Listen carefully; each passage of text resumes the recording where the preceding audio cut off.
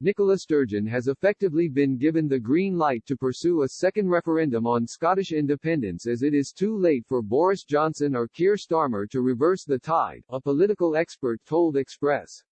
Scotland's First Minister has spent the past year, in spite of the coronavirus pandemic, pushing the case for a second independence referendum. Prime Minister Boris Johnson has, however, repeatedly refused to entertain the idea.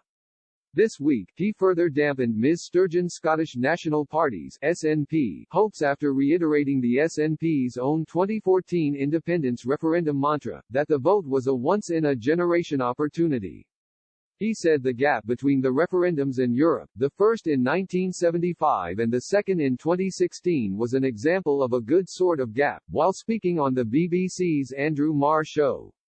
In other words, Scotland should not think about calling another referendum until 2055.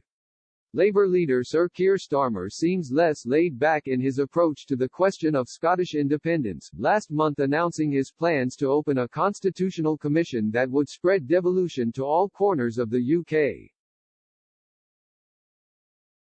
On hearing the news, Ms. Sturgeon branded him a constitutional tinkerer, adding that Scottish Labour had no chance of challenging the SNP's dominance north of the border.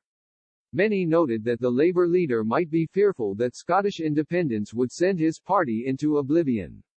And while the move has marked efforts from Labour to tighten all four corners of the UK, Stephen Fielding, professor of political history at the University of Nottingham, told Express.co.uk that it might be too late to prevent Scots from voting to leave.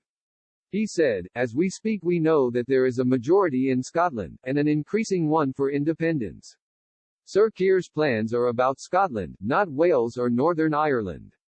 As things stand, the one argument the SNP has, the strongest one it has, is a Tory government led by Boris Johnson. If things remain the same, it's very likely they'll push for a referendum in the future and they'll win it." Starmer's argument is that if we don't say we're going to devolve power, as a kind of way to keep the Scots in the Union, they're going to leave. He's the only leading politician that wants a union and wants to do something about it. Whether it works or not, I don't know, it might be too late.